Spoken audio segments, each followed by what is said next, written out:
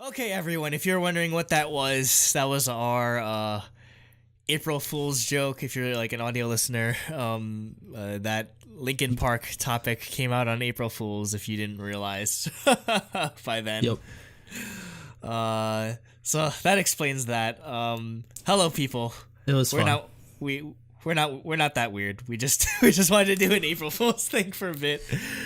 So now into serious DaebakCast stuff. Yep. Jacob had to go to Super sleep. serious. Yeah, so we're gonna. It's just gonna be the two of us. Nate is here. I don't think he has English lyrics. I don't.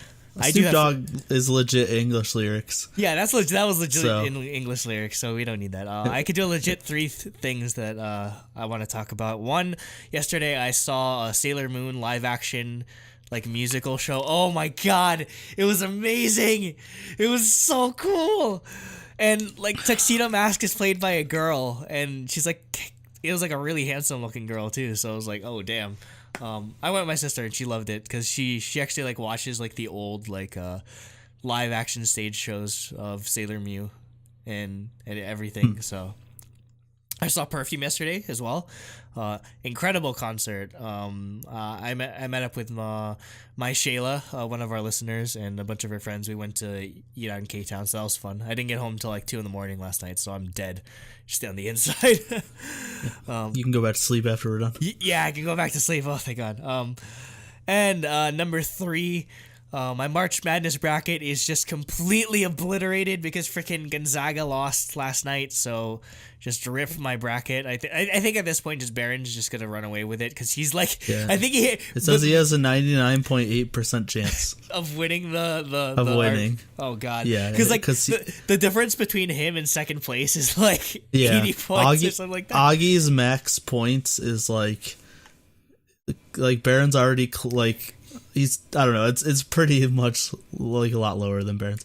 Yeah, Barron has 200, almost 200 more points than Augie. 150 more points. Oh my God! So we'll see. That is March Madness for you. It's when you think it's like chalk, it's not.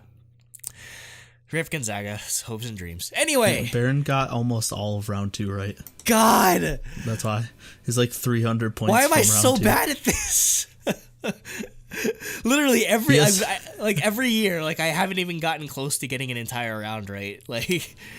Yeah. Like every year I've done it. Anyway, getting into actual DaebakCast stuff, we're doing the end of the month. Favorite K-pop songs of March 2019. As always, there's going to be a playlist in the description below if you want to follow along. Yep. So, before we get into the actual list, we can go over some of the songs that we've already covered or will cover in the future. So, in alphabetical order, we have reviewed Baekhyun's Our Love Is Great, Epic High's Sleepless in a Billion Underscores, Gongwon Sonyo's The Park in the Night Part 2, Haze's She's Fine, Just 2, a GOT7 subunit's Focus. We reviewed Mamamoo's White Wind, Momoland's Show Me. We are going to do a Produce Cast sometime this week, so that's when we'll talk about Jima for Produce X101. We reviewed The Dream Chapter Star by TXT and VAV's Thrilla Killa. So if you're wondering where those are, we did videos on them. You can find them on our channel. Okay. Yes. And Starting we will soon be reviewing WJ, GWS, and SD. Imagine a stage like that actually happens. Like that'd actually be pretty cool. Just like their whole thing is that they all have like girls somewhere in like the name of the group. How many groups can you get if you have? There's a lot. Because I mean, There's a lot. You'd have Girls Day, you'd have Girls Day, you'd have GWSN, you'd have WJSN, you'd have Girls Generation, you'd have oh God, like There's 2A. yeah, that'd be like the ultimate group. Anyway, starting us off, we have BASTARZ or BASTARZ. I forget how they pronounce it. BASTARZ. Yeah, let me check. I'll check. It's supposed to be like bastard, but like I don't know how the Korean pronunciation is supposed to be like. It's a Block B subunit, and we're gonna start off with our song "From Seoul." Basutazu. Yeah, BASTARZ. So yeah, that sort of thing. So if you don't know BASTARZ, like it's been 3 years since they last put out music, and as someone that I'm kind of guilty of not following Block B as close as I should, but I know like BASTARZ, like they put out really good music, and like this is just more of that. Really, it seems like they'll just focus on BASTARZ since Zico left. Yeah, Block B proper. So it seems like they'll just try to push this group a bit more. But this first song that we're gonna cover, I really love the guitar riff on the whole thing. So I just really enjoyed the entirety of it. And they also put out another song called "Help Me," which I really like the music video for, because they're just like literally like blood and guts and everything. I don't know how to explain the music video, but it's just a really cool. They like their style is just completely different to like what Block B proper does. So I might actually be more interested in listening to this more than Block B, in all honesty. Yeah. Next we have CIFIKA with Now or Never, featuring Crush and Woo, which should be Woo1J. I guess he's just going by Woo now. Okay. So, a big fan of CIFIKA, big fan of Crush. Just them collaborating is perfect. Like, they go perfect together.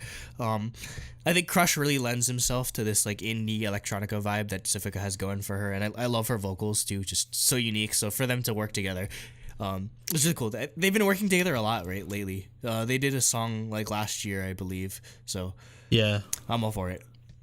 Yeah, I thought this was great, like, just chill music to listen to. Their vocals mix really well together, and yeah, like you said, it's just like really nice, chill, like electronica. It's great to listen to. Just relax. Yeah, definitely.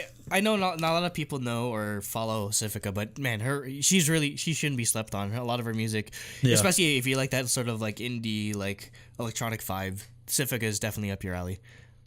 Yeah. Next, we have D.A.N or D.A.N. Damn. I don't know. I don't either. With the song "Suicide Squad."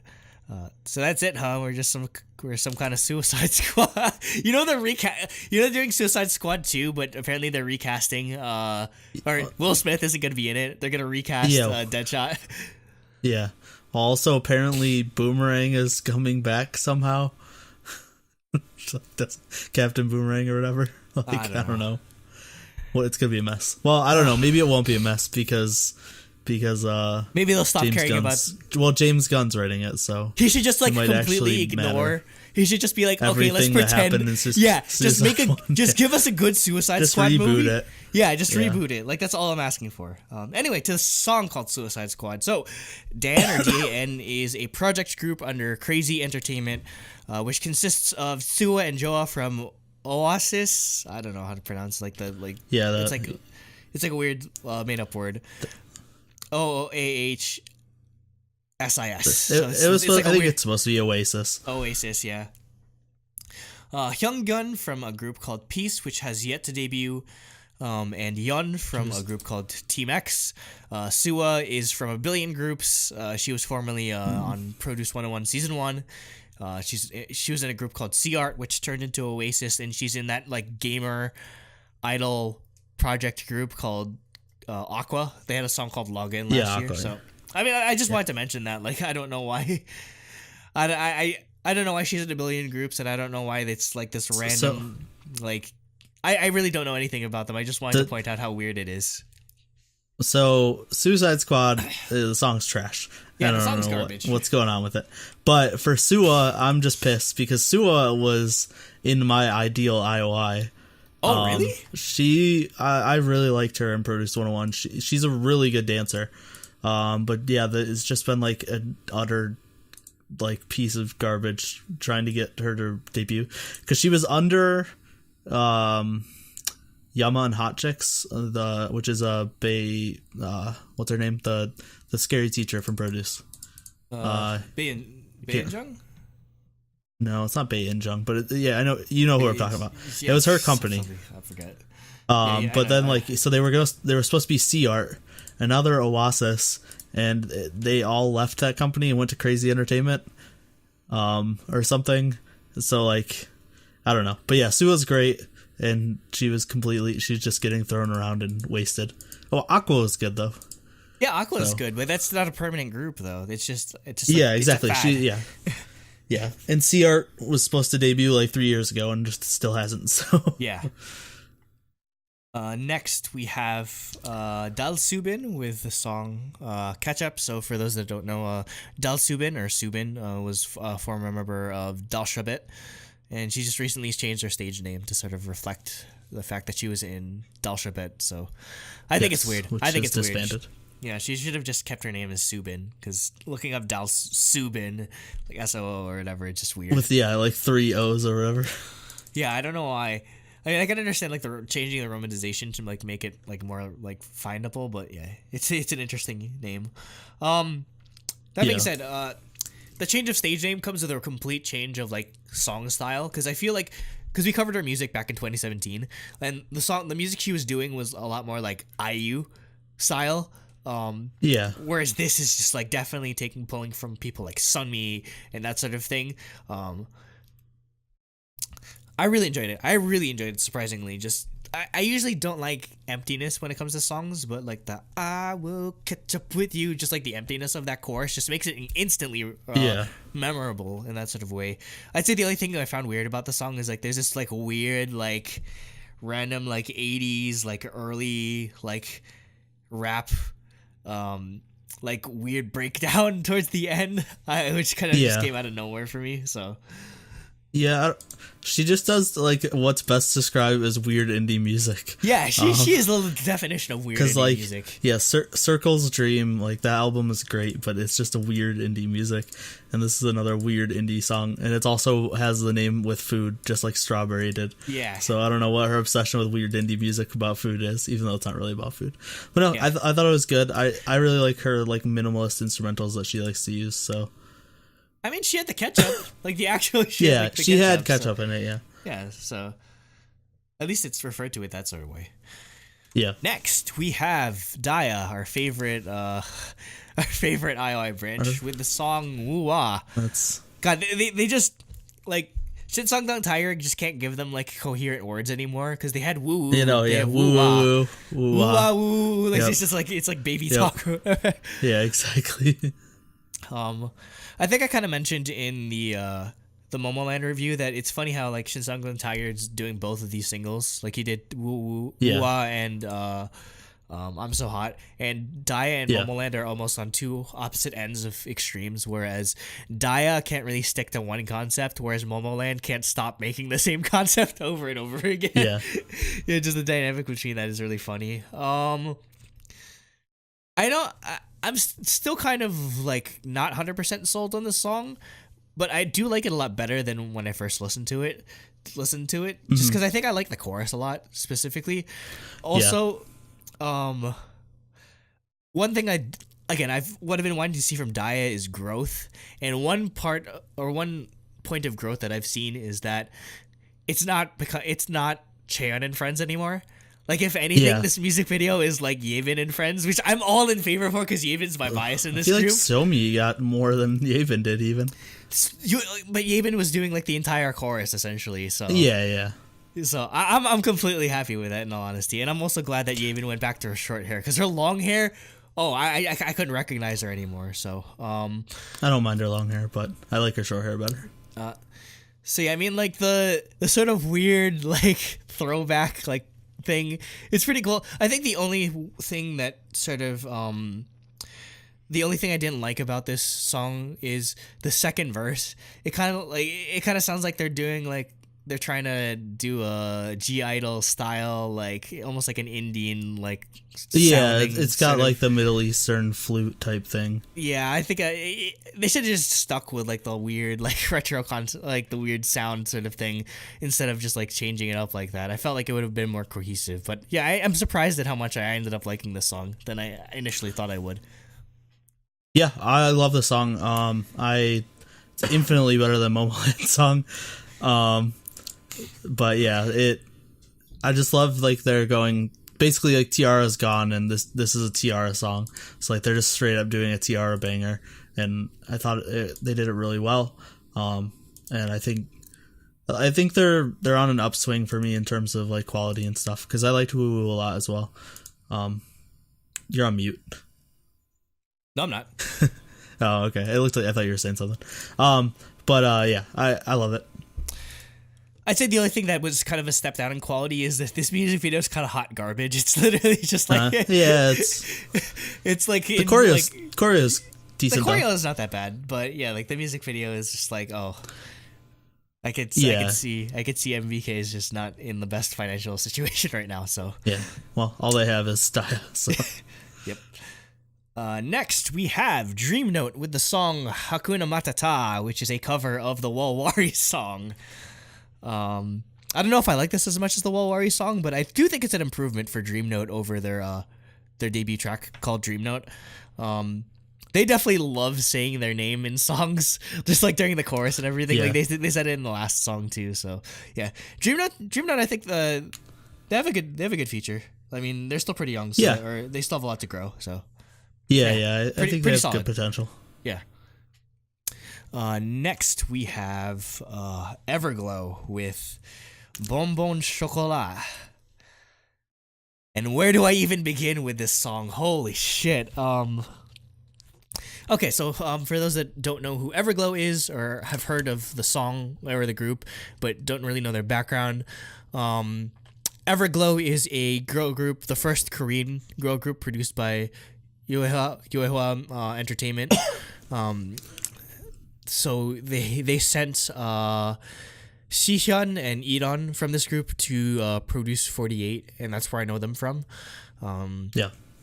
So the choreography for this comeback was done by Leah Kim and Min Young Park of 1 Million, and wow, it really shows.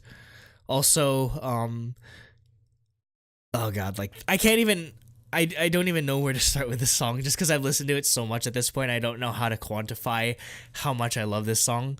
Like, because as doing Produce 48 and everything, like I loved Rumor, so like Sihyun won me over immediately.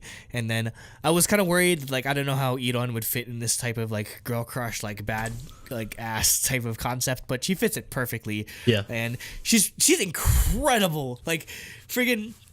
In the 1 Million, like when they taught the choreography, she was doing like gymnastics moves. Why do all like Chinese like trainees or girls that are like idols that come from China know how to do gymnastics or whatever? Because like Chung Xiao, yeah, it's like every Chinese girl knows how to do gymnastics. I mean, like I know they take it seriously over there, but damn. Onto the actual song though, like it's exactly what I wanted from them, and I was so afraid that they wouldn't embrace like the sort of like girl crush badass concept that Sihyun had going for her in Rumor, but they ran with it full stop. Like I'm so happy with how this song turned out, and I actually love like all of the members. Like they're like this freaking Aisha, who's like 5'8", and she's like so much taller than all of the other members. It's so funny. They have to put everyone in like platforms just so it doesn't look like really weird. But literally, this song is just a perfect storm of really good people that I like. Before I like getting into the group, the song is incredible. It's produced by a team including Lindgren, who did TXT's Crown, and Melanie Fontana, who also worked on TXT's Crown and worked on Euphoria by BTS. She worked on Crush by IOI. You could definitely feel a lot of Crush in this song. Definitely Crush. And like a bunch of other stuff. Like they're in the running for like producers of the year, in all honesty, between Crown and Bon Chocolat. So Nate, I need to hear why you don't like this song. Yeah. So it's not that I don't like it anymore. When I first heard it, I was like I didn't. I think, and this is something that if you listen to us a lot, you know about me, like, I don't like a heavy reliance on autotune, like, as a stylistic choice. Obviously, like, it's used in, like, every song ever now, basically, just to pitch correct people, but when it's used, like, as a style, I don't really like it, and I wish this song didn't rely on it as much, because I want to hear their actual voices. Because like there's literally isn't a single like line in the song that isn't auto-tuned. Mm-hmm. Like I have no idea what they sound like vocally. I mean, but despite that, I think the song has grown on me. I really like the chorus. I like how hype it is. Yeah. And I like the style. I like the song, like you said, I like this is what I was hoping they would do, like this type of song. And I the styling on it's great, the choreography is great, the members stand out really well. Like overall, I think I like the comeback, like the debut. I just wish the song was a little different stylistically. Just basically just wish it had a little bit more singing and less auto-tune. But overall, I don't hate it anymore. It's just when I first heard it, I was a little disappointed because I had my expectations so high. I mean, if that makes any sense. I tried to lower my expectations and it just completely blew me away. I should have. Yeah, see, I should have, but because I didn't. Like at this point, I don't trust WOOWA with anything, just because how they're handling like the whole Wuju Sonya situation. So for them to do we'll find out today. I think. Oh, because their contracts end in March. Today's the last day of March. Yeah, so we'll find out. But we'll find out. I mean. As of right now, Everglow are probably the leading candidates for like best new female artist. I mean, I feel like this blows away whatever ITZY did, like out of the water. Like it's not even close. I feel, just Well, I love ITZY, so I don't want to say that. I like ITZY. I love Dala. But I listen to Dala so much. I mean, I listen to Dala a lot just because like they've been doing the choreography for Dala at like I Love Dance like for the past month, so I've just been hearing dun dun dun dun dun, and it's just like the bane of my existence. But they're actually teaching the choreography for this song as well. But I'm not gonna take it. I'm gonna take a Crown instead. But I can't like stop railing about like how much I love the choreography to this, and there's a really good chance that Everglow goes to KCON. I feel like they're one of those groups that could would benefit from KCON, and the fact that they have like what 20. Oh no, they're closing in on 20 million views on this. That almost guarantees it. Like I feel like most of their fans are probably like American or Western fans because it's definitely appealing to that sort of sensibility where it's just like that trap type song. So I really hope they come to KCON because seeing this on stage live would be incredibly hype. Next, we're on to Gfriend with their Japanese single titled Flower. I don't know. With Gfriend, I'm always just kind of like, there's good parts and there's bad parts about their songs because I love how lately they've been kind of getting a bit more experimental with Gfriend music, but it kind of just falls back to the same sort of generic sound at least when it comes to their choruses. Like I think Gfriend has only one chorus that they just use for a lot of the same songs, in all honesty, because like a lot of their melodies that they write is just kind of similar. And that's where I feel about, or where I fall on this song, where I love the verses of this song where it's got this like cool kind of like Latin flamenco vibe, like dun dun dun dun dun. Like I was like, oh wow, this is a Gfriend song, but then the chorus just literally just sounds like every other Gfriend song that's been released. So yeah, that's why it's always just a mixed bag for me. I'd love to enjoy the entire song instead of just parts of it. I'm in the same boat. I think overall I liked it. I just like you said, I like the musicality of it. There's lots of string and brass parts mixed in. Obviously Gfriend's known for having strings prominent throughout their music, but like adding the brass in and just like you said, mixing it up a little bit for the verses at least made it stand out to me, and I enjoyed it. Next, we're on to HBY with Bang Bang. I don't know. This is literally B-Bang. I just wanted to highlight the song. Just bang. Yeah. I mean, I just wanted to highlight the song specifically because there was a YouTube comment that said, quote, either the editor is high or I should be high watching this to fully appreciate. Because this is either the worst music video I've seen or the best music video I've ever seen. It's kind of like low budget on like a green screen, and it's just like there's like random backgrounds and everything, and it's like a meme song essentially. Like the whole. It's like trap. Like there's a member, like the screenshot I have here, one of the members is dressed as the freaking like guy from like the PUBG, like the cover of PUBG. With, the mask and everything. Like it's just an entire meme song. So I don't. It's probably a perfect candidate for Walwari, where it's so bad it's almost good, like that sort of thing. So I mean, I don't like hate it abhorrently. It's just enjoyable, just because it's like so weird in that sense. Yeah.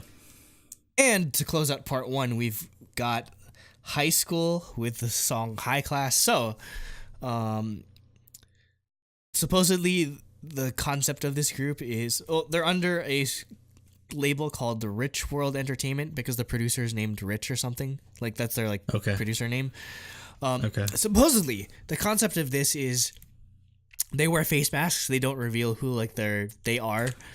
So they're always gonna have the face masks. I think that's what I was looking into it. That's what they said. So, I just mainly wanted to complain about this song because 1, it's super generic as hell. 2, the entire music video is filmed vertically, and 3, there's a dance break where it's filmed regular landscape, but they flipped it.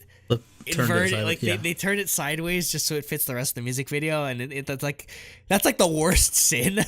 Vertical video is bad enough. Yeah, vertical video when you don't need it is bad enough, but flipping horizontal video to make it vertical is there should be laws against that. In all honesty, so. Yeah, that's really bad.